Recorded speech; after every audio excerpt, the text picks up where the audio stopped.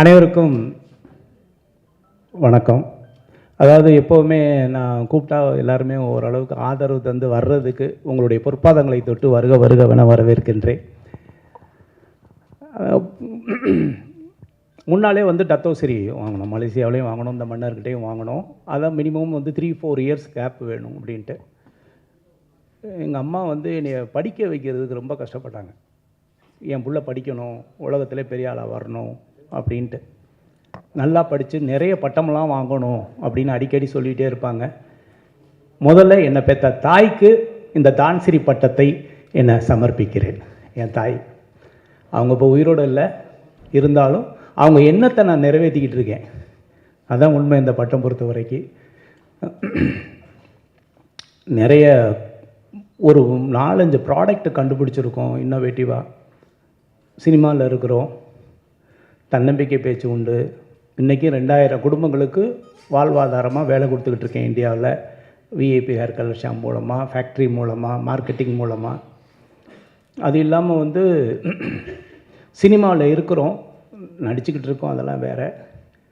இந்த side AVM, இந்த side Vijaya Vauhini. இதுக்கு இடையில் சினிமாவுக்கு என்னால் முடிஞ்ச ஒரு சிறிய உதவியாக இந்த ஏசி ஃப்ளோரு 3 ஃப்ளோர் இந்த இடத்துல கட்டி வச்சுருக்கிறேன். இதுவும் சினிமா தான். சினிமாவுக்கு இன்வெஸ்ட்மெண்ட் தான். சினிமாவில் எத்தனையோ பேர் சம்பாரித்து வெளியே இன்வெஸ்ட் பண்ணிகிட்ருக்காங்க. நான் வெளியில் சம்பாரித்து ஒரு சினிமாவுக்கு இன்வெஸ்ட் பண்ணிகிட்ருக்கேன். இன்றைக்கி இந்த இடத்துல இருந்த எல்லா ஸ்டுடியோவும் போய் எல்லாமே அப்பார்ட்மெண்ட்டாக மாறி பெட்ரூமாக மாறிடுச்சு. டப்பிங்கு ரீரெக்கார்டிங் பெட்ரூமில் நடந்துக்கிட்டு இருக்கு. இப்போ ஷூட்டிங் வேணும்னா எல்லோரும் இப்போ வந்து காஞ்சிபுரம் போக வேண்டியிருக்கு. ஆனால் அதை மீறி சினிமாவில் என்னால் முடிஞ்ச ஒரு இது இந்த ஆர்கே ஸ்டுடியோ. அதில் தான் இப்போ உட்காந்து முதல் பேட்டி உங்கள்கிட்ட. இந்த அவார்டு பொறுத்த வரைக்கும் ஆல்ரெடி நான் 18 நாட்டில் சிறந்த பேச்சாளர், தன்னம்பிக்கை மோட்டிவேட் பேசுவார் அப்படின்னு சொல்லி கொடுத்துருக்காங்க டாக்டர் பட்டம். அதை மீறி நிறைய ப்ராஜெக்ட் பண்ணிகிட்டே இருக்கிறேன். பெரும்பாலும் சினிமாவில் இந்த மாதிரி அவார்டெலாம் நிறைய நடக்கும். தமிழ்நாட்டிலே நடக்கும், இந்தியாவில் நடக்கும். என்ன இருந்தாலும் ஆஸ்கார் வாங்குறது தான் எல்லாருமே பெருமையாக நினைப்பாங்க. இல்லை வந்து இட்டாலியில் போய் வாங்கினா நல்லதுன்னு நினைப்பாங்க.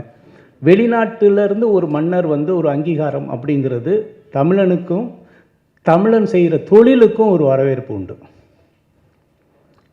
விஐபி ஹேர் கலர் ஷாம்பு அப்படிங்கிறது உலகத்திலே இல்லாத, க்ளவுஸ் போடாமல் அப்படியே தொடலான்னு சொன்னேன். வெளிநாட்டுக்காரையும் ஏற்றுக்கலை. தமிழ்நாட்டில் இருக்க ஒருத்தன் கண்டுபிடிச்சிருக்குது, அது எப்படி சாத்தியம்? வெளிநாட்டில் மார்க்கெட்டிங் போன உடனே நிறுத்திடுவான். நான் அழகாக சொல்வது உண்டு. தமிழ்நாட்டில் செருப்பு ஃபேக்ட்ரி வச்சுருக்கவங்க அமெரிக்காவில் செருப்பு தைக்கிறதுக்கு அனுமதிக்க மாட்டாங்க, நம்ம போக முடியாது.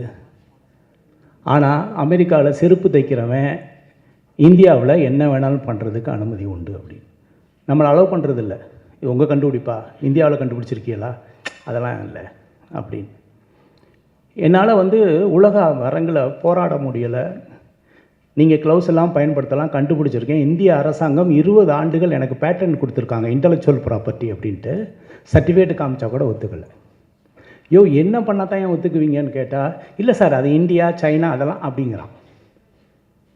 அப்போது ஒரு முடிவெடுத்து லண்டனில் போய் கின்னஸ் வேர்ல்ட் ரெக்கார்டு ஆஃபீஸில் அப்ளை பண்ணி, உலகத்திலே வெறுங்கையில் பயன்படுத்தக்கூடிய ப்ராடக்டை ஒரு தமிழனா ஒரு இந்தியனை நான் கண்டுபிடிச்சிருக்கேன், ப்ரூவ் பண்ணுறேன்னு சொல்லி 1000 சொச்சம் பேர் தலையில் ஹேர் கலர் இது கிரே ஹேரோடு இருக்கிறவங்களுக்கு ஹேர் கலர் பண்ண வச்சு, வெறுங்கையில் பண்ண வச்சு, கையில் ஒட்டலைன்னு ப்ரூவ் பண்ணதுக்கப்புறம் தான் உலக மார்க்கெட்டில் நான் என்ட்ரி ஆனேன். ஏன்னா இன்றைக்கி இந்தியர்கள் தொழில் செஞ்சாலும் தமிழர்களாக இருந்தாலும் உலக மார்க்கெட்டில் அங்கீகாரம் கிடைக்கல. இந்த அங்கீகாரத்துக்கு ஒரு படிக்கட்டாக தான் இதை நான் பார்க்குறேன். வெளிநாட்டிலேருந்து ஒரு மனித தொழில் செய்கிறாங்க, ஒரு பண்ணுறாரு, இந்தாங்கன்னு சொல்லும்போது வெளிநாட்டில் போகும்போது நமக்கு ஒரு விசிட்டிங் கார்டாக இருக்குது. அதான் உண்மை. இதனால் நான் வந்து சாதிச்சிட்டேன்னு சொல்கிறத விட சாதனை நோக்கி பயணிக்கிறதுக்கு ஒரு பாதையாக இந்த தான்சிரி எனக்கு அமையும். கின்னஸ் வேர்ல்ட் ரெக்கார்டும் அப்படி தான். கின்னஸ் வேர்ல்ட் ரெக்கார்டு படைச்சிருக்கேன், கையில் ஒட்டாதுன்னு சொன்னப்போ எல்லோரும் வரவேற்றாங்க. ஒரு 25 கண்ட்ரியில் பிஸ்னஸ் பண்ணிக்கிட்டு இருக்கேன். ஆமாம், பிஸ்னஸ் பண்ணிக்கிட்டு இருக்கேன். ஆனால் சினிமாவுக்கு ஒரு ஸ்டுடியோ கட்டி வச்சுருக்கேன். இங்கே பார்த்தீங்களா எவ்வளோ பெரிய ஏசி ஃப்ளோர் இருக்குன்னு. உண்மையை சொல்கிறேன். இப்போ ஒரு படம் பண்ணிக்கிட்டு இருக்கேன்னா, ஒரு விலங்குகளை வச்சு குடும்பத்தோடு பார்க்குற படம் ஆல்மோஸ்ட் ஷூட்டிங் முடிஞ்சிருக்கு, விரைவில் ரிலீஸுக்கு வரும். சினிமா அப்படிங்கிறது என்னுடைய கனவு, என்னுடைய பேஷன். அதை விட சினிமாவில் நம்ம இருக்கோங்கிறதுக்கு நிச்சயமாக நான் ஒரு சேவையாக நினைக்கிறேன் இந்த ஸ்டுடியோவை. இதில் பிளாட் கட்டியிருந்தால் நல்லா கட்டியிருக்கலாம், நல்ல வீடு கட்டியிருக்கலாம், எல்லாம் கட்டியிருக்கலாம். ஆனால் இந்த கோடம்பாக்கம் அப்படிங்கிறது உலகுக்கே தெரிஞ்ச ஒரு விஷயம். சென்னைனாவே கோடம்பாக்கம் தான் பேசப்படுற விஷயம். நான்லாம் வந்து காரைக்குடியிலேருந்து கனவு கண்டு கோடம்பாக்கத்துக்கு வந்தவன். எத்தனையோ இளைஞர்களுக்கு முன்னுதாரணமாக அந்த கோடம்பாக்கங்கிற பேர் இருந்திருக்கு. ஆனால் இந்த சினிமாவை கோடம்பாக்கத்தை விட்டு துரத்திட்டாங்க.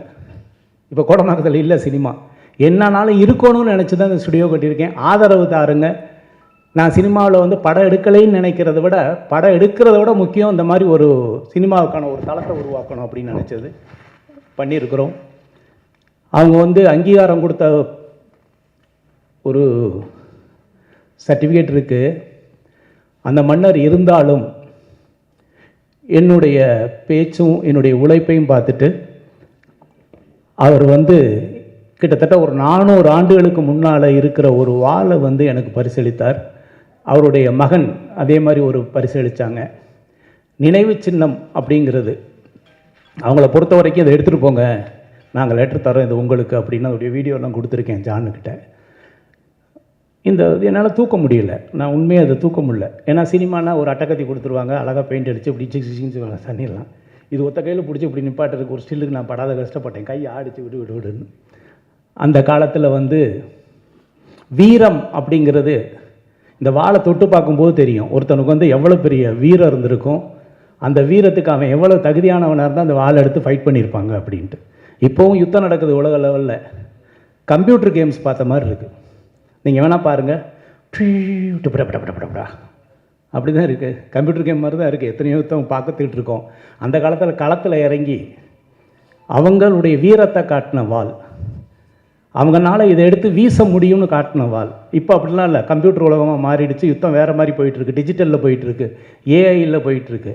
ஆனால் எனக்கு இந்த வாளை பரிசளித்தது பெருமையாக நினைக்கிறேன். அதை இந்தியாவுக்கு எடுத்துகிட்டு வந்திருக்கேன். அதை உங்கள்கிட்ட காமிக்கிறதும் சந்தோஷத்தை பகிர்ந்துக்கிறதா நினைக்கிறேன். மகிழ்ச்சி. வேறு ஏதாவது நீங்கள் கேள்விகள் இருந்தால் கேட்கலாம். இந்தா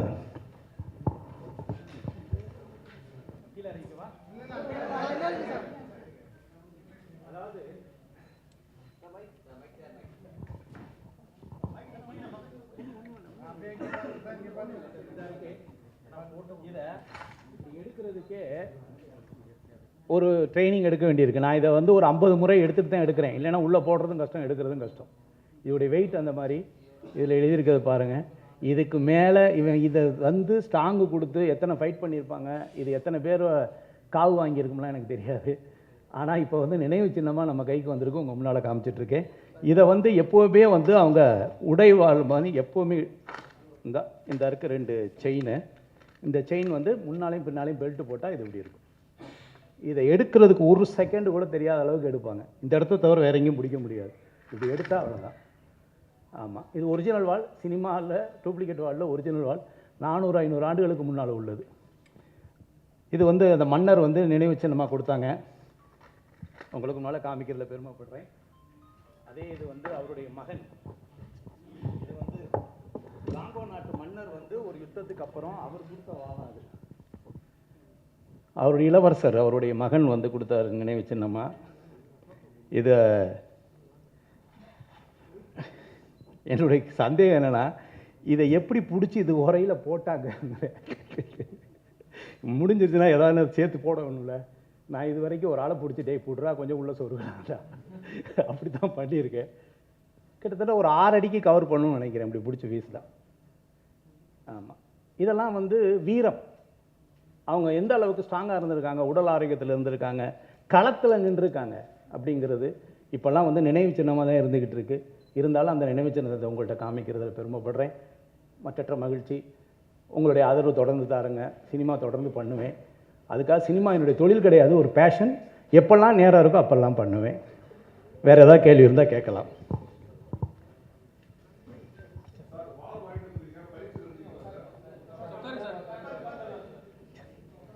பயிற்சி அதாவது நமக்கு வந்து ஃபைட்டு மாஸ்டர் இருக்க வரைக்கும் பயிற்சியெல்லாம் தேவையில்லை. ஓரளவுக்கு என் படத்தில் நான் வந்து டூப் போடாமல் தான் பண்ணியிருக்கேன் அத்தனை படமும். நிச்சயமாக வால் ஃபைட்டாக இருந்துச்சுன்னா கற்றுக்குவேன். அதாவது வந்து நிச்சயமாக. ஆனால் பட் இதை வச்செல்லாம் பண்ண முடியாது. ஏதாவது ஆச்சுன்னா அவன் போய் சேர்ந்துருவேன். நமக்கு இருக்கவே இருக்குது காப்பி இல்லையா, டூப்ளிகேட் பண்ணிடலாம். ஆர்கே சார் வாழ்த்துக்கள். ரைட் போடுங்க சார். வாழ்த்துக்கள். எங்களுக்கு வந்து இந்த டத்தோஸ்ரீனா என்ன, டான் 3 ஷட்டோனா என்ன, அது என்ன வித்தியாசம், இது எதுக்காக கொடுப்பாங்க, எந்த நாடு கொஞ்சம் அதாவது வந்து சேவை மனப்பான்மை புதிய கண்டுபிடிப்பு மக்களுக்கு அப்படிங்கிறது. நான் வந்து பணம் கொடுத்தா கூட 1 லட்சம் கொடுக்கலாம், 2 லட்சம் கொடுக்கலாம், 10 லட்சம் கொடுக்கலாம், கோடி கொடுக்கலாம், திரும்ப திரும்ப எதிர்பார்ப்பாங்க. ஒரு மனிதனுக்கு அறிவு கண்ணை திறந்து விட்டால், தன்னம்பிக்கை என்ற மிகப்பெரிய சக்தியை அவன் மனசுக்குள்ளே கொடுத்துட்டா அது என்றைக்கும் ஊற்றெடுக்கும். நான் எத்தனையோ லட்சக்கணக்கான பேருக்கு வந்து தன்னம்பிக்கை எடுத்திருக்கேன். வெற்றியாளர்கள் இருக்காங்க எவ்வளோ பேருக்கு. என் பேச்சை கேட்டு வாழ்க்கையில் மிகப்பெரிய லெவலில் பொருளாதார சுதந்திரம் அடைஞ்சவங்க எத்தனையோ பேர். அந்த சேவை செஞ்சுருக்கேன். ஒன்று. ரெண்டாவது, விஐபி இந்த இது மட்டும் இல்லை, கொரட்டைக்கு நான் மருந்து கண்டுபிடிச்சிருக்கேன். உலகத்திலே கிடையாது. இங்கே இருக்காங்க அத்தனை பேரும் நான் இலவசமாக உங்களுக்கு தரேன் கொரட்டை. நீங்கள் ஒரு 7 நாள் உச்சந்தலையில் தடவுங்க, கொரட்டை வந்து 0. Sleep apnoea dangerous, heart attack. நிறைய பேர் நைட்டில் செத்து போயிடுவாங்க. காரணம் என்னென்னா கொரட்டை தான் காரணம். ஆக்சிஜன் ஃப்ளோ இருக்காது. அதுக்கு எப்படி இருக்குன்னா 50,000 ரூபாய்க்கு பெரிய மாஸ்க் இருக்குது, சைலன்சர். வண்டிக்கு மட்டும் சைலன்சர் இல்லை, இப்போ மூக்குக்கெல்லாம் சைலன்சர் இருக்குது. 2 சைடும் போட்டு பக்கத்தில் பொண்டாட்டி நிம்மதியாக தூங்கணும்னா இவன் சைலன்சர் மாட்டணும். எந்திரிச்சு பார்த்தா நமக்கே பயமாக இருக்கும். ஐயோ எவனோ ஒருத்தன் படுத்து கிடக்கிறான் பக்கத்துலேயும். இப்போல்லாம் கொரட்டை வந்துச்சுன்னா அவங்க அந்த ரூம் இவன் இந்த ரூம் அப்படி தானே இருக்க வேண்டியிருக்கு.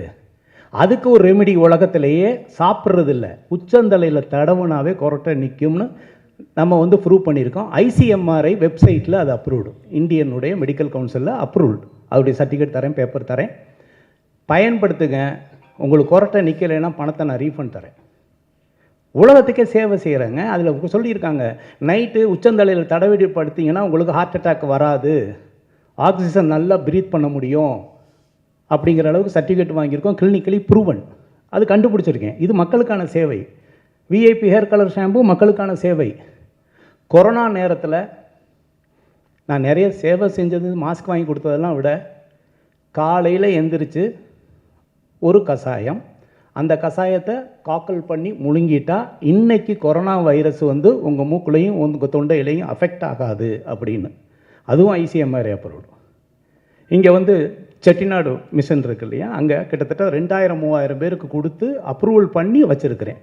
இந்த 3 கண்டுபிடிப்பும் மக்கள் சேவைக்காகத்தான் பண்ணது தான். அதெல்லாம் பேஸ் பண்ணி கொடுக்கக்கூடியது தான் இந்த மாதிரி அங்கீகாரம். சார், இது எந்த நாட்டில் கொடுத்தாங்க? இந்த விருது வாங்கினால உங்களுக்கு விஷா ஏதாவது சிறப்பு சலுகைகள் அந்த நாட்டில் உண்டா? அந்த நாட்டில் உண்டு நிச்சயமாக. எந்த நாடு அங்கீகாரம் பண்ணுறாங்க, போகலாம், ஏர்போர்ட்டில் ஃப்ரீயாக போகலாம், அதெல்லாம் உண்டு. நான் இன்னொன்று சொல்கிறேன், என்கிட்ட இன்னமே போனால் அங்கே போலீஸ் வந்து ஏர்போர்ட்டில் வந்து கூட்டிகிட்டு போவாங்க, வண்டியில் ஃபோன் பண்ணி நீங்கள் சொல்லணும் அப்படின்னாங்க. நான் அந்த மாதிரிலாம் எதையும் பயன்படுத்துறது இல்லை உண்மையாக. அவரை பொறுத்த வரைக்கும் அவ்வளோ வயசானவர், பார்த்தீங்கன்னா தெரியும். அவர் வந்து அங்கே நிறைய மக்கள் சேவை செஞ்சுருக்கிறாங்க. இது வந்து பிலிப்பைன்ஸ் நாட்டில் ஆச்சேன்னு சொல்லிட்டு ஒரு நாடு. அங்கே இது சுனாமி வந்து 3 லட்சம் பேர் செத்து போயிட்டாங்க.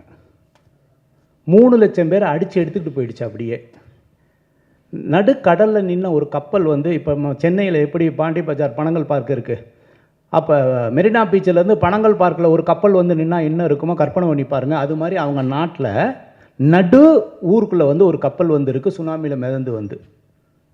அந்த மாதிரி பாதிக்கப்பட்ட இதுக்கு நான் அப்போவும் கொஞ்சம் சேவை செஞ்சேன், அவங்கள்ட்ட சொல்லி ஹெல்ப் பண்ணேன் அந்த நேரத்தில்.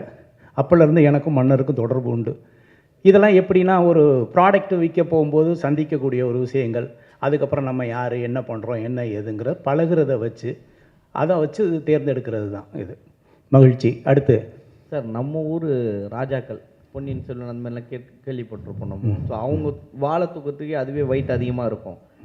அந்த வாழையே வந்து அரசாங்கம் கைப்பற்றி அவங்க வந்து காட்சிப்படுத்தி வச்சுருக்காங்க, எல்லாருக்குமே தெரியும். ஸோ அப்படி இருக்கும்போது இது ராஜவாள், இந்த வாழை எப்படி உங்ககிட்ட கொடுத்தாங்க? இல்லை அவரோட பணம் வாங்கினாங்க? மன்னிக்கணும், அதாவது வந்து இது வந்து அவருடைய சொந்தம், அவர் வச்சிருக்கிறது.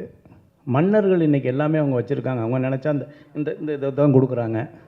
இது வச்சிருக்கிறத கொடுக்குறது, அவங்க வாங்கி கொடுக்குறது இல்லை. யாருக்கு யார் வேணாலும் பரிசளிக்கலாங்கிறதுல எந்த மாற்றம் கிடையாது, பரிசளிக்கலாம். இன்னொன்று வந்து அந்த நாட்டிலையும் நான் பிஸ்னஸ் பண்ணிக்கிட்டு இருக்கேன், விஐபி ஹேர் கலர் ஷாம்பு. அதான் உண்மை. அவங்க பார்க்குறாங்க, நம்ம வந்து ஆல்ரெடி டத்தோசிரி வாங்கியிருக்கோம், மேலும் இன்னும் ஒரு விஷயத்துக்கு ட்ராவல் பண்ணிகிட்டு இருக்கிறோம். இன்னும் பல விஷயங்கள் இருக்குது. அந்த ட்ராவல் பண்ணுறதுக்கு எனக்கு ஒரு படிக்கட்டாக இருக்கும். என்ன செய்யலாம்? இப்போ என்கிட்ட வந்து என்ன கொடுக்கலாம்? அவங்க ஒரு மோதிரம் போட்டு விடலாமா? இல்லை நகை கொடுத்து என்ன சாட்டிஸ்ஃபேக்ஷன் பண்ண முடியுமா? ஏதாவது யூனிக்காக ஒரு விஷயத்தை கொடுத்தா ஒரு இதாக இருக்கும், அவ்வளோதான். அதில் இதை கிஃப்டாக கொடுத்துருக்காங்க. ம்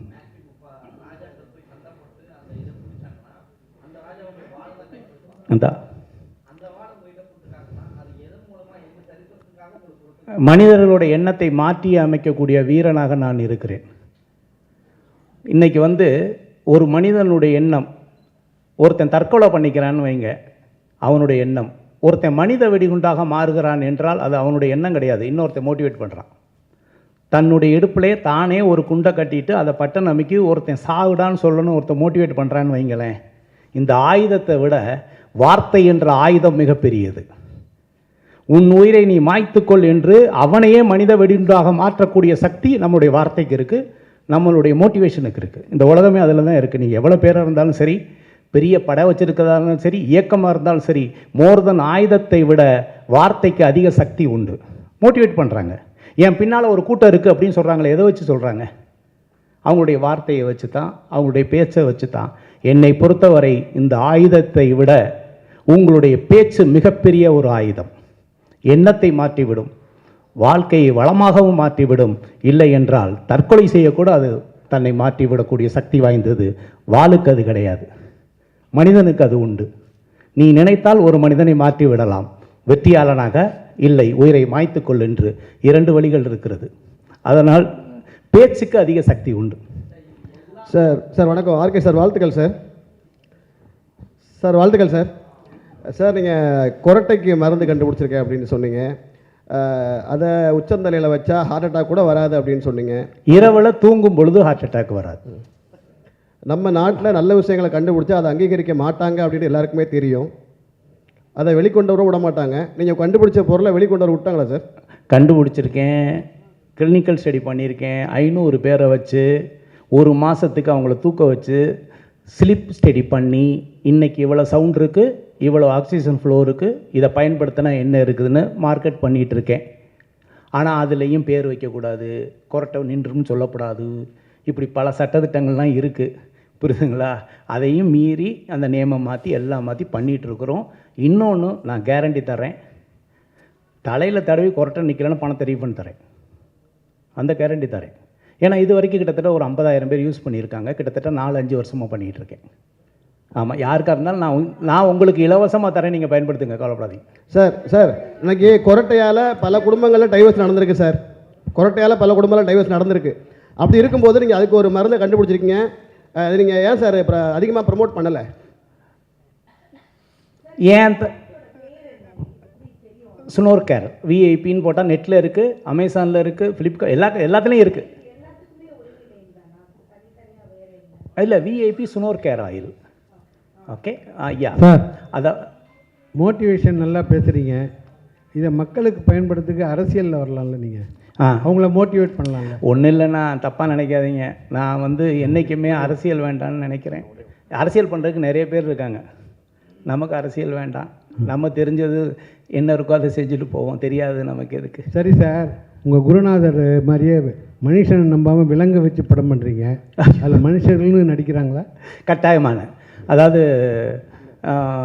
யோகி பாபு அவர்கள் இருக்கிறார்கள், தம்பி ராமையா அவர்கள் இருக்கிறார்கள், நாசர் சார் இருக்கிறாங்க, நிறைய ஆல் ஆர்டிஸ்ட். நான் என் படம்னாவே எல்லா ஆர்டிஸ்ட்டும் பக்கத்தில் நிப்பாட்டிக்குவேன். என்னை கொஞ்சம் பார்க்கணுன்னா அவங்களும் இருந்தால் சேர்த்து பார்ப்பாங்கன்னு. அதனால் தனியாக மட்டும் ஹீரோன்னு நினைக்கிறது இல்லை, டீம் ஒர்க்குன்னு நினச்சி ஆல் ஆர்டிஸ்ட்டு நல்ல பாப்புலர் ஆர்டிஸ்ட் போட்டு தான் பண்ணியிருக்கிறேன். இதில் ஒரு அனிமல்னால் ஒரு வீட்டில் வளர்க்குற நாய். உண்மையை சொல்லணுன்னா ஆணவ கொலை அனிமல்ஸையும் விடவில்லை. இன்றைக்கி ஆணவ கொலையை பற்றி எல்லோரும் பேசிகிட்டு இருக்கோம். பணக்காரன் வீட்டில் ஒரு நாய் இருந்தால் அந்த ஆணவ கொலை எப்படி இருக்கும், அதுதான் இந்த படத்துடைய கதை. ஓப்பனாகவே சொல்கிறேன். அந்த நாய் வந்து தங்கத்தட்டில் சாப்பிடுது, ஏசியில் படுத்துருக்குது, ஆனால் பெண் நாய். ரோட்டில் போகிற ஒரு ஏழையுடைய ஆண் நாய், அதுக்கு 2க்கும் லவ் வந்துருச்சு. யோசிச்சு பாருங்கள். இது எந்த அளவுக்கு ஒரு பணக்காரன் ரிவெஞ்சுக்கு ஆனான்னா, நம்ம மனுஷனை பற்றி பேசிகிட்டு இருக்கோங்க. அவன் வளர்த்த பெண் நாய்க்கு வந்த லவ்வுக்கு எதிரியாக மாறுறாங்க. அதாங்க கதை. சொல்லிட்டேங்க. ஆனால் படம் பாருங்கள், நல்லா இருக்கும். எதுக்கு சொல்ல வரேன்னா, ஆணவ கொலை அனிமல்ஸையும் விடவில்லை.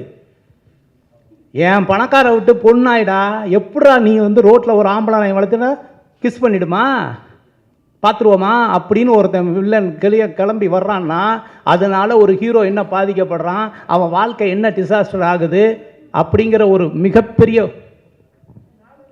ஐயா சார். சார், இந்த மோட்டிவேஷனல் ஸ்பீச்சஸ்ன்னு சொன்னீங்க இல்லையா, அது எந்த வகையில் அவங்க கவுண்ட் எடுத்து உங்களை வந்து ஹானர் பண்ணுறாங்க? எங்கே நீங்கள் மோட்டிவேஷன்? எனக்கு எல்லாமே விட்னஸ்க்கு வீடியோ இருக்குது, ட்ரைனிங் கிளாஸஸ் பண்ணது எல்லாமே இருக்குது. எல்லாமே யூடியூப்பில் இல்லை அந்த யூடியூப்பில் போட்டால் இலவசமாயிடும். நான் வந்து கக்கூசில் உட்காந்துட்டு செல்ஃபோனில் பார்க்குறதுக்கு நான் தயாராக இல்லை. நீங்கள் வந்திருக்கீங்க, நீங்கள் இன்வால்வ் ஆகியிருக்கீங்க, உங்களுடைய ப்ரொஃபஷனலுக்கு நீங்கள் முக்கியத்துவம் கொடுத்துருக்கீங்க. அதையே நான் செல்ஃபோனில் பேசி அப்படி அனுப்பிச்சோன்னா உங்களுக்கு எங்கே இருக்கணும் அங்கே உட்காந்து இது ஆர்கே சாருடைய பேட்டின்னு பார்த்துக்கிட்டு இருப்பாங்க. தன்னம்பிக்கை அப்படி இல்லை. என்னுடைய கண்ணு பேசணும், கை பேசணும், என் உடம்பு பேசணும், அதை இங்கேருந்து உணரணும். அப்போ தான் தன்னம்பிக்கை வரும், இல்லைன்னா வரவே வராது. அதான் முக்கியம். அதனால் தயவு செய்து நான் டிஜிட்டலில் மாற்றி விட்டு 2 இன்ச்சில் என்னை சுருக்க தயாராக இல்லை. நான் நடத்துகிற ட்ரைனிங்காக இருந்தால், மோட்டிவேஷன் இருந்ததுன்னா நீங்கள் வரணும், ஃபுல் டே இருந்து தான் பார்க்கணும். ஆமாம், செல்ஃபோனே நாட் அலவுடு. நீங்கள் வாழ்நாள் பூரா செல்ஃபோன் பேசுகிறீங்க, பேசிட்டு போங்க, பரவாயில்ல. இன்றைக்காவது ஒரு 4 மணி நேரம் சொல்கிறத கேளுங்கன்னு தான் சொல்வேன்.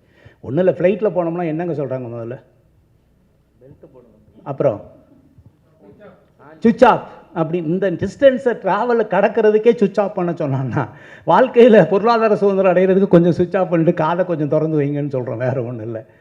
மகிழ்ச்சி. அடுத்து சார், ஒரு நாய் கதை சொன்னீங்களே, இப்போ நன்றி உள்ள கதை சொல்கிறேன். சமீபத்தில் பார்த்தீங்கன்னா ஒரு பொலிட்டீஷியன் அந்த நாயை அடித்ததுனால ஒரு பெரிய இதுவே ஆச்சு, பிரளயமாக ஆச்சு. எச் ராஜா அவர்கள் மேலே அது வழக்கே தொடரப்பட்டதுன்னு சொல்லி தகவல் வந்திருக்கு. ஸோ அதன் மீன் பண்ணி தான் நீங்கள் இந்த படம் எடுக்க. இது வந்து லவ். எச் ராஜாவை இது பண்ணுறதுக்கு அப்படிலாம் ஒன்றும் இல்லை, இது காதல் சம்மந்தப்பட்டது. ஒரு பணக்கார வீட்டில் ஒரு நாய் வளர்க்குறாங்க, பெண் நாய் வளர்க்குறாங்க. அது வந்து ஒரு ஏழை ஆண் நாயை காதல் பண்ணிடுது. நீங்கள் அது அடித்தது இல்லை. இந்த நாய் வந்து என் நாய் எவ்வளோ பெரிய பணக்கார நாய், நீ என்ன ரோட்டில் போகிற ஒரு இதை வச்சுட்டு என்கிட்ட பழக விடுறியான்னு.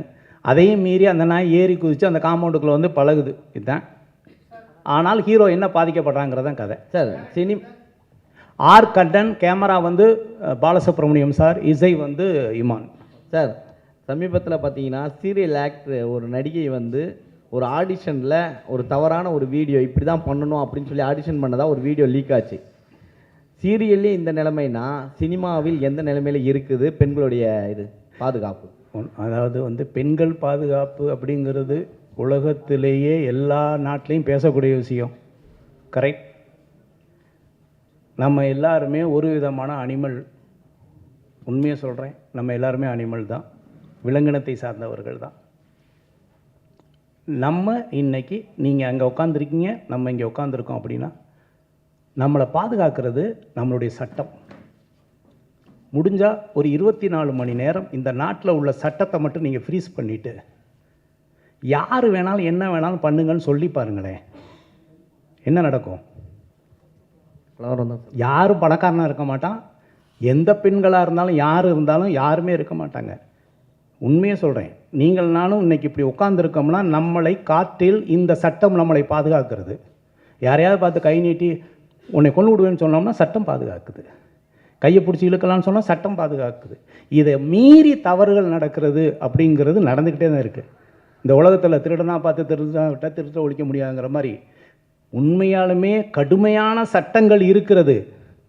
இன்னும் கடுமையாக்கப்பட வேண்டும்ங்கிறத என்னுடைய வேண்டுகோள். ஆனால் நம்ம யாருன்னு ஒரிஜினலாக உங்களுக்கு தெரியணும் அப்படின்னா ஒரு 24 மணி நேரம் இந்தியாவில் இருக்க என்ன எல்லா சட்டத்தையும் ஃப்ரீஸ் பண்ணி வைக்கிறோம். முடிஞ்சால் நீ 24 மணி நேரம் வாழ்ந்துக்கடான்னு சொல்லி பாருங்க, நம்ம யாருன்னு இந்த உலகத்துக்கு தெரியும். உண்மையான விலங்கு யார்? இந்த மனிதர்களும் தெரியும். சட்டம் நம்மளை பாதுகாத்து கொண்டு இருக்கிறது. சட்டம் நம்மளை நிம்மதியாக தூங்க வைத்து கொண்டு இருக்கிறது. சட்டம் காற்றில் கலந்து நமக்கு பயத்தை காமிச்சு இருக்குது. இதை செய்யாத, அதை செஞ்சிடாத, இதை பண்ணிடாத, அதை பண்ணிடாத, தனியாக அப்படி இருக்குது அது அப்படின்னு சொல்லி வச்சுருக்காங்க. சட்டம்தான் இன்னும் கடுமையாக்கப்பட வேண்டும். அந்த பயம் இல்லைன்னா இப்படி வேணால் செஞ்சு பாருங்கள். நான் சொல்கிறத செஞ்சு பாருங்கங்க.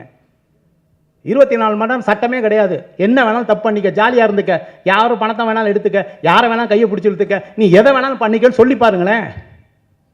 இப்போ நான் நேர்மை நாணயம்னு பேசுகிற நம்மளுடைய உண்மையான கோணம் என்னன்னு அன்னைக்கு தெரியும். இன்னைக்கு நம்ம இப்படி வாழ்றதுக்கே சட்டம் தான் பாதுகாப்பு, சட்டம் தான் நம்மளை தனித்துவத்தில் வச்சிருக்கு. சட்டத்தை இன்னும் கடுமையாக்கப்பட வேண்டும். சட்டம் இன்னும் மனிதன் மனதில் ஆழமாக பதிய வேண்டும். பயம் இருக்கணும், இல்லைன்னா செஞ்சிருவாங்க. சார் அப்போ மனித ஒழுக்கம்லாம் ஒன்றுமே இல்லைன்னு சொல்கிறீங்களா? மனித ஒழுக்கம் இருக்கு. என்னத்துக்கு பின்னால் இருக்குன்னா சட்டத்துக்கு பின்னால் இருக்கு. யாரையுமே வந்து கோபம் வந்தோடனே கை நீட்டி அடிச்சிடக்கூடாது. கரெக்டா? இதில் ஒழுக்கம் இல்லை, கோபம். நான் வந்து ஒருத்தரை அடிக்கக்கூடாது, என் தம்பியை நான் அடிக்கலாம். கரெக்டா? ஆனால் தம்பியை கூட அடிக்கக்கூடாது, அது சட்டம். அப்போ என்ன சொல்ல வரேன்னா, சட்டம் அதை விட காற்றுல கலந்துருக்குன்னு சொல்கிறேன். நமக்கு எப்பாவது ஒரு ட்ரிப் கோபம் வரலாங்க. அப்போ சட்ட விதிமீறலாம் நடக்குது சார். அதுங்க சார் சட்ட விதிமீறலாம் நடக்குதுல்ல, போலீஸ் என்கவுண்டர்லாம் நடக்குது. அதெல்லாம் அதை தாங்க சொல்கிறேன். அவங்க மட்டும் சரி பண்ணலாமா? அது இல்லை, நான் என்ன சொல்ல வரேன்னா, அது இதையே சட்டமாக தான் வடிவமைச்சிருக்காங்க. என்கவுண்டருங்கிறது சட்டமாக்கப்படுகிறது இல்லையா? என்கவுண்டர் வந்து கொலையாக கருதப்படுகிறதா, இல்லை என்கவுண்டர் தற்காலிகமாக நடக்குதா? ஏதோ ஒரு லீகல் பாயிண்ட் எடுத்துக்கிறாங்கல்ல. ஆமாம், என்னை பொறுத்தவரை பெண்கள் பாதுகாப்புக்கு இன்னும் கடுமையான சட்டம் இயற்றினால் நல்லது. அவ்வளோதான். மகிழ்ச்சி சார். இப்போ தமிழ் சினிமாவில் வந்து ரொம்ப நலிஞ்ச நடிகர்லாம் இருக்காங்க. இப்போ உங்கள் கூட நடித்த வடிவேல் சார் கூட வந்து இப்போ நடிக்கிறதே கிடையாது. ஸோ இந்த படத்தில் நடிக்க வருவாரா? கூப்பிட்டீங்களா அவரை? ஆல்ரெடி நான் கொடுத்து வச்சு 1 கோடி அவர்கிட்ட பணம் இருக்குது. அவர்கிட்ட கதை சொன்னேன். அவர் ஹீரோவை தான் நடிப்பேன் அப்படிங்கிற ஒரு மனநிலையில் இருந்தார். அதனால கொஞ்சம் இன்னும் பேச்சுவார்த்தையில் இருக்கும். அவர் இறங்கி வந்தால் சத்தியமாக மீண்டும் அவருக்கு சந்தர்ப்பம் வழங்கப்படும். அதாவது நம்ம காமெடிக்கு வடிவேல் சார் மாதிரி முடியவே முடியாது. பாடி லாங்குவேஜ் அசத்திக்க முடியாது அவர் வச்சு. கரெக்டாக? ஒரு காலகட்டங்கள் உண்டு இல்லையா? நிச்சயமாக பார்ப்போம். சார் நிறைய படங்கள் இப்போ வர படங்கள் வந்து சில படங்கள் வந்து அவர் ஹீரோ இல்லாமல் நடிக்கிறாரு. ஆனால் வந்து ஆர்கே சார்கிட்ட மட்டும் ஏன் நான் ஹீரோ தான் மட்டும் அப்படி இல்லை. நான் பேசும்போது சொன்னார், இப்போ நடிச்சுக்கிட்டு இருக்காரு. நிச்சயமாக நம்ம அடுத்த படத்தில் ஒன்று பண்ணுவோம். இப்போ அந்த படத்தில் பண்ண வேண்டியது தான் இப்போ தம்பிராமையா அவர்கள் பண்ணிக்கிட்டு இருக்காங்க. இதில் நிச்சயமாக கூப்பிடுவேன். ஆல்ரெடி அட்வான்ஸ் கொடுத்து வச்சுருக்கேன், பயன்படுத்திக்குவேன். சார் என்னோட ஒரே ஒரு விஷயம், இப்போ நீங்கள் தலைக்கு மேலே வந்து அந்த இது வச்சா கரெக்டாக வராதுன்னு ஒரு விஷயம் சொல்லியிருந்தீங்க. ஆனால் வந்து நிறைய பேருக்கு என்ன ஒரு டவுட்னா, அந்த கெமிக்கலை தலையில் வச்சா முடி கொட்டிடுமோ, அது வந்து நீங்கள் உறுதிப்படுத்த முடியுமா? மன்னிக்கணும், அது கெமிக்கல் கிடையாது, ஒரு நேச்சுரல் ஆயில். ஒரு இயற்கையிலேயே ஒரு மூலிகையிலிருந்து எடுக்கப்பட்ட ஆயில். இல்லை சார், நீங்கள் பேமெண்ட் ரிட்டர்ன் பண்ணி தரேன்னு சொல்கிறீங்க, அது நியாயமான விஷயம். ஒருவேளை முடி கொட்டிடுச்சுன்னா அதனால கொட்டாது. முடி வளர்ந்தால் வளருமே ஒழிய கொட்டாது. அதுக்கு தான் கிளினிக்கலி ப்ரூவன் அப்படின்னு சொல்கிறது. அதுக்கு தான் ஐசிஎம்ஆர்ஐ அப்ரூவல் கொடுத்துருக்கோம், டெஸ்ட் எடுத்திருக்கோம், எல்லா டாக்குமெண்ட்டும் வச்சுருக்குறோம். ஏதோ சும்மா சொல்கிறது இல்லை. பஸ் ஸ்டாண்டு பக்கத்தில் ஐயா வா சாமி இதை எடுத்து சாப்பிட்டு பாரு சாமி நல்லா வரும் சாமி, நீ ஒரு 10 ரூபா கட்டி அப்படிலாம் சொல்லலை. கிளினிக்கலி ஆராய்ச்சி பண்ணி ப்ரூவ் பண்ணி அதுக்கு என்ன வேணா உலக லெவலில் போகும்போது சர்டிஃபிகேட் மட்டும் தான் பேசும். இல்லை சார், தமிழ்நாட்டில் வந்து எப்பவுமே ஒரு அரசியல் கட்சி தலைவர்களோ அரசியல்வாதிகளோ மட்டும்தான் வந்து வாள் கொடுத்து பழக்கம். ஸோ வாள் கொடுத்தாவே அவங்க வந்து ஒரு அரசியல் கட்சியில் போய் சேர்ந்துருவாங்க, இல்லை அரசியல் கட்சி ஆரம்பிச்சிருவாங்க. ஏதாவது நல்லா, ஏன்னா வந்து நீங்கள் வந்து அப்போத்தில் நான் ஒரு 2021 நான் கேட்டிருக்கேன் அரசியல் கட்சிக்கு போகிற ஐடியா இருக்கான்ட்டு. நீங்கள் அப்பயே ஸ்டாப் பண்ணிட்டு போயிட்டீங்க. இப்போ ஏதாவது சொல்லுங்கள். வாழ்க்கையில் வந்து நான் இன்றைக்கி ரோல்ஸ் ராய்ஸில் வந்தேன். நான் அரசியல்வாதியாக இருந்தால் ரோல்ஸ் ராய்ஸில் வர முடியாது. முதல்ல நான் கஷ்டப்பட்டு ரத்தத்தை வேர்வையாக்கி நான் கஷ்டப்பட்டு உழைச்ச காசு, அதில் நான் அப்படி ஒரு வாட்ச் போட்டேன்னா ஆர்கே கையில் பார்த்தியா இவ்வளோ பெரிய வாட்ச்சு அப்படின்ட்டு. வேண்டாங்க. சேவை செய்கிறதுனா நான் நேரடியாகவே நான் சம்பாதிக்கிற பணத்தில் எவ்வளோ பேருக்கு சேவை செஞ்சிட்ருக்கேன். அரசியலில் தான் சேவை செய்யணும்னா அரசியல் சேவை செய்ய நிறைய பேர் இருக்காங்க. நான் மக்களுக்கு சேவை செய்யணும்னா நான் சம்பாதிக்கிற பணத்தை நான் நேரடியாகவே மக்களுக்கு செய்கிறதுக்கு தயாராக இருக்கேன். நமக்கு அரசியல் அப்படிங்கிறது ஓட்டு போடுறதோடு என்னுடைய அரசியல் முடிந்தது. நன்றி. சார், அப்போ விஜயோட அரசியல் அதே மாதிரி தான் இருக்குமா? விடுங்க, அடுத்து அது அவர்கிட்ட கேட்கணும்.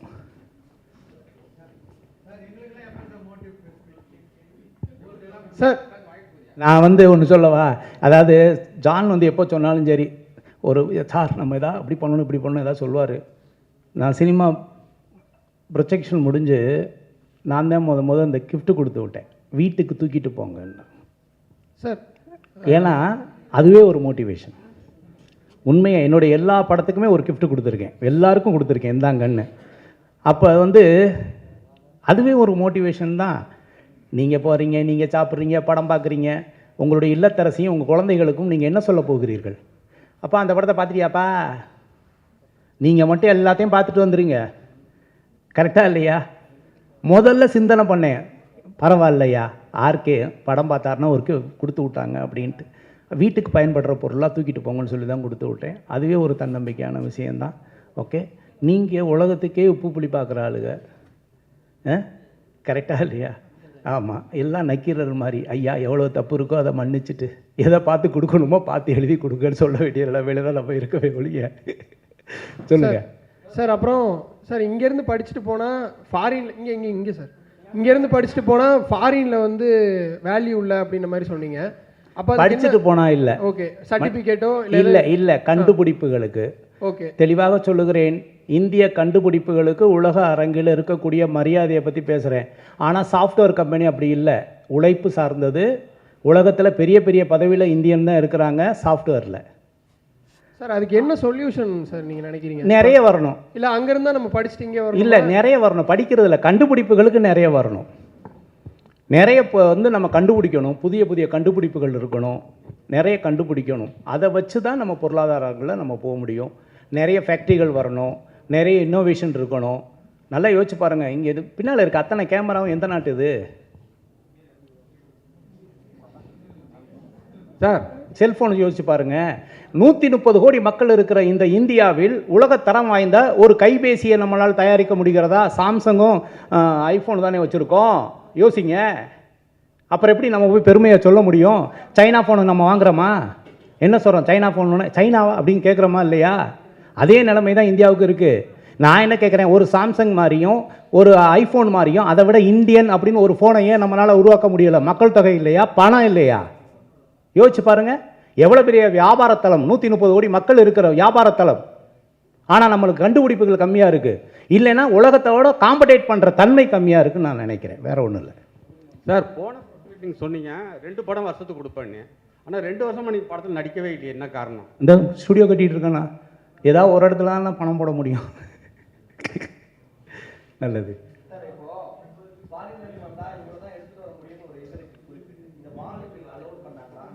நீங்கள் வந்து வெளிநாட்டிலேருந்து கத்தி வாங்கின்னு வரலாம். ஏன்னா பெரிய பெரிய கத்திலாம், ஆர்டிஃபிஷியல் கத்திலாம் இருக்குல்ல, பெருசாக இருக்கு இல்லையா, தங்கம் தான் எடுத்துகிட்டு வரக்கூடாது. ஓகே, இல்லை அந்த மன்னர் வந்து அனுபவிச்ச கோல்டு கோட்டர்னு நினச்சிக்கோங்க. ஓகே, ஆர்கே சார், நீங்கள் நடித்ததில் முக்கியமான படம் வந்து எல்லாம் அவன் சைடு. அதில் வண்டு முருகன் வந்து கலக்கலக்கு கலக்கியிருப்பார். இப்போ வடிவேலுக்கு 1 கோடி ரூபா அட்வான்ஸ் கொடுத்துருக்குன்னு சொன்னீங்க. வண்டு முருகன் திருப்பி வருவாரா? சாஜி கட்டாயம் என் படத்தில் நடிப்பார், அதுலாம் ஒன்றும் மாற்றம் இல்லை. அந்த கதையில் அவருக்கு மாற்று கருத்து இருந்திருக்கலாம். அவருக்கு ஏற்ற ஒத்த கருத்தாக இருந்தால் நிச்சயமாக அவர் நடிப்பதற்கு தயாராக இருப்பார். நெருங்கிய நண்பர் கூட. அந்த 1 கோடி ரூபாய்க்கு எப்படி சார் மனசு வந்தது? இவ்வளோ நாள் அப்படியே வச்சிருக்காரு அவர்? அப்படியெல்லாம் ஒன்றும் இல்லை. அந்த படம் பேசி ஷூட்டிங் போகிற நிலமையில் இருந்தது. அது டைரக்டருக்கும் அவருக்கும் உள்ள ஒரு சின்ன இஷ்யூனால அவர் சரி. சார், இன்றைக்கி இருக்கிற சுச்சுவேஷனில் நார்மல் பர்சனே ப்ரொமோஷனுக்கு அதிகமாக பண்ணுறாங்க. அப்படி அதுக்கு அடுத்தது பார்த்திங்கன்னா அரசியலுக்கு போயிடுறாங்க. இன்றைக்கி 2 அரசியல் ஆயிடுச்சு. இங்கே சினிமா துறையிலிருந்து பெரிய அளவுக்கு ஜாமான் ஒருத்தர் போயிருக்கார், எல்லாருமே கூப்பிடக்கூடியவர் விஜய் அவர்கள். ஸோ சினிமா துறை சார்ந்து நீங்களும் இருக்கிறீங்க, சினிமா துறையிலும் வந்துட்டுருக்கீங்க. ஸோ நீங்கள் அவருக்கு சப்போர்ட் பண்ணுவீங்களா, இல்லை அரசியல் புரிதல் இல்லை அப்படின்னு ஒதுக்கிடுவீங்களா? சீரியஸாக சொல்கிற வரேன். எம்ஜிஆர் வந்து சினிமாவிலேருந்து வரலையா? யார் வரல, எல்லோரும் தான் வந்திருக்காங்க. என்னை பொறுத்தவரை வந்து நான் இது அரசியல் மேடையாக கருதவில்லை, அவ்வளோதான். சப்போர்ட் பண்ணலை விஜய் அப்படி நினைக்கல. அதாவது வந்து வளர்ந்து வர்றது எல்லாருக்குமே, யாராக இருந்தாலும் சரி, அவங்கவுங்க அவங்க கடமையை செய்ய போகிறாங்க, அவங்க கருத்தை சொல்ல போகிறாங்க, மக்கள் ஏற்றுக்க போகிறாங்க. இப்போ நான் அரசியலுக்கு வரேன்னு என்கிட்ட கேட்டால் பரவாயில்ல. என்ன, நான் அரசியல் சார்ந்து ஓட்டு போடுறதோடு நிறுத்திக்கிட்டு இருக்கேங்கிறதே சொல்லியிருக்கிறேன். எல்லோரும் வரணும், எல்லோரும் மக்களுக்கு சேவை செய்யணும், எல்லாருமே களத்தில் இறங்குறது நிச்சயமாக நாகரிகமான செயல், அதில் மாற்றமே கிடையாது. அனைவரையுமே வரவேற்போம். யார் அரசியலுக்கு வந்தாலும் சரி, அது சீமானாக இருந்தாலும் சரி, விஜயாக இருந்தாலும் சரி, இன்னும் யார் வந்தாலும் சரி, வரவேற்போம். வாழ்க வளமுடன். சார், இது எல்லாம் அவன் செய்யலாம் இல்லை ஆர்கே செய்யலாம்? அதாவது அவனின்றி அணுவும் அசையாது, அவ்வளோதான். ஆமாம், அதனால்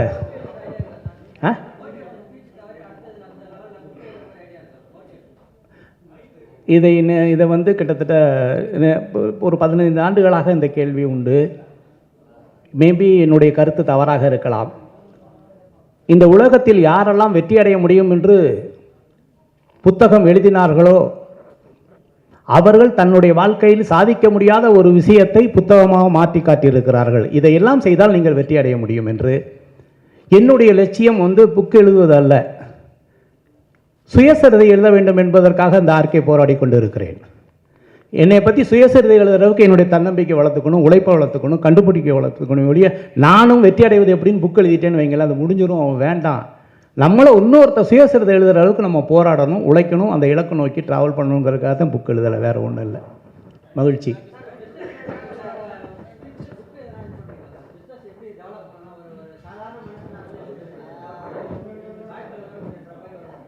தொழில் வந்து எல்லாருமே வந்து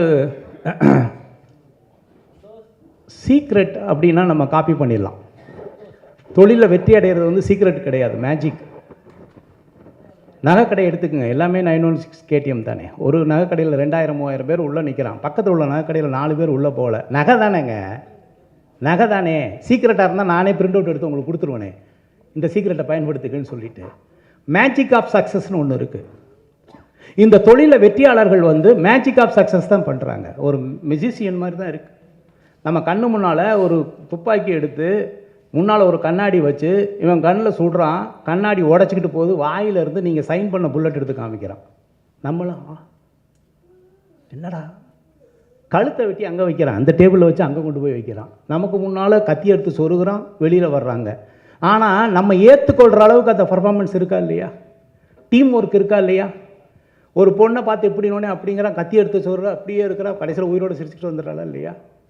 சீக்ரெட்டாக இருந்தால் எப்படி இருக்கும், இல்லை மேஜிக்காக இருந்தால் எப்படி இருக்கும். சீக்ரெட்டாக இருந்தால் அங்கே ரிவீல் பண்ணால் ஏதாவது இருக்குமா, ஒன்றுமே இருக்காது. இந்த உலகத்தில் வெற்றியாளர்கள்லாம் மேஜிக் பண்ணுறாங்க, அது எப்படின்னு தெரியலை. இன்றைக்கி நகைக்கடை எடுத்துங்க, துணிக்கடை எடுத்துங்க. துணிக்கடை எல்லாருமே துணிக்கடை தானேங்க. அவங்க ஒன்றும் எல்லாமே வந்து தறியில் நெஞ்சு மிஷினில் கொண்டாடலைங்க, லேபிள் மட்டும் தானே பண்ணுறாங்க. நகையும் அப்படித்தானே, நகையை நான் அவங்க சொந்த வீட்டிலேருந்து எடுத்துகிட்டு வர்றதில்லை, ஒரு மெட்டல் தானே. ஆனால் அந்த நகைக்கடையில் 5000-10,000 பேர் உள்ளே போகிறாங்களே, ஒரு நகைக்கடையில் உள்ள செயின் வாங்குற கூட சார் வாங்க சார், சார் வாங்க சார் அப்படின்னு கூப்பிட்றான்ல. அப்போ நகைக்கடைனா எல்லாமே தான் போகணும். மேஜிக் ஆஃப் சக்ஸஸ் தான் வேர்ல்டில் பெரிய சக்ஸஸ். என்னுடைய பார்வையில் நான் பார்த்ததில் ஒரு தொழில் வெற்றி அடையுது அப்படின்னா அவனுக்குள்ளே ஏதோ ஒரு மேஜிக் இருக்குது. அந்த மேஜிக்கை மட்டும் கண்டுபிடிச்சிட்டோம்னு வைங்களேன், அது பெரிய சாதனை. சீக்ரெட் ஆஃப் சக்ஸஸ் கிடையாது. சீக்ரெட்டாக இருந்தால் சொல்லி கொடுத்துடலாம். முடிச்சுக்கலாமா நண்பா, முடிச்சுக்கலாமா? சரி, இன்னொரு நல்ல சந்தர்ப்பத்தில் திரும்ப சந்திப்போம். நன்றி நன்றி நன்றி.